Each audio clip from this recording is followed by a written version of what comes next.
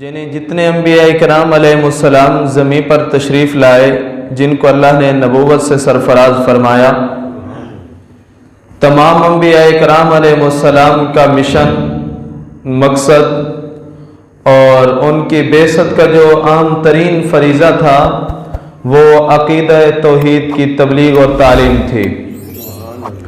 جناب آدم علیہ السلام سے لے کر امام الانبیاء، ختم الانبیاء، میرے رب کے آقا و مولا صلی اللہ علیہ وسلم تک جملہ انبیاء کرام رسل اعظام علیہم السلام اپنے پیروکاروں کو عقیدہ توحید کی تعلیم دیتے رہے، عقیدہ توحید کی تبلیغ کرتے رہے، عقیدہ توحید کے بارے میں بتاتے رہے اور اپنی امتوں کے ذہن میں یہ بات نشین کرواتے رہے کہ عبادت کی مستحق صرف ذات وحدہ لا شریک اللہ رب العزت کی ہے۔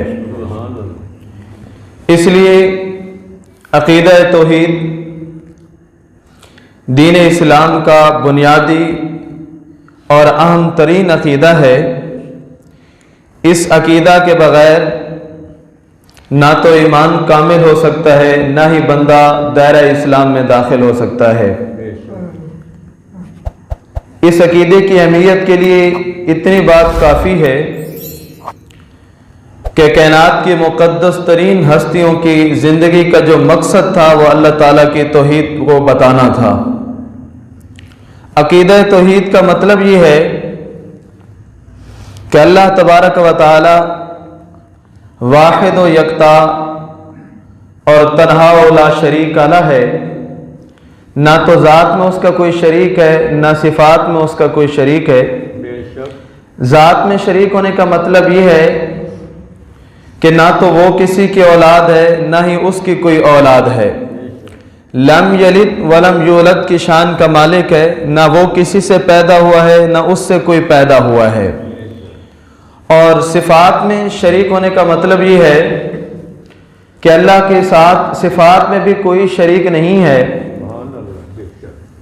یعنی اس کی جتنی بھی صفات ہیں، سننا ہے، دیکھنا ہے، علم ہے، عطا کرنا ہے، قدرت ہے، جملہ صفات اللہ کی جتنی بھی صفات ہیں، جیسے اللہ کی صفات ہیں ایسے نہ کسی کی ہو سکتی ہیں، نہ قیامت تک کسی کی ہوں گی۔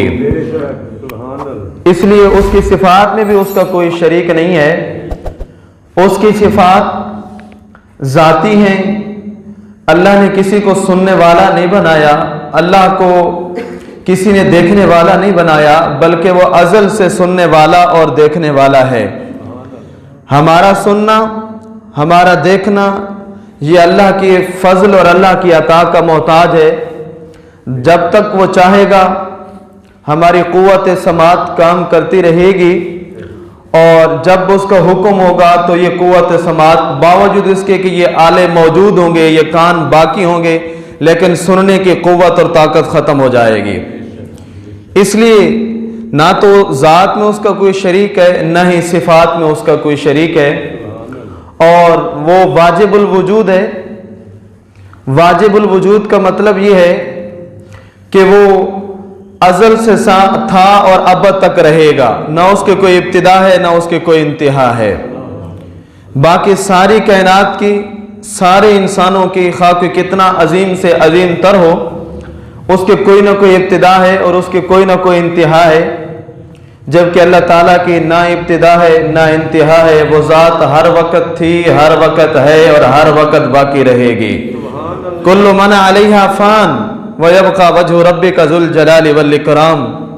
ساری کائنات فنا ہو جائے گی، ایک عزت والے رب کی ذات کو بقا ہے، وہ باقی ہے، باقی قیامت تک رہے گا اور قیامت کے بعد بھی باقی رہے گا۔ یہ عقیدہ توحید ہے۔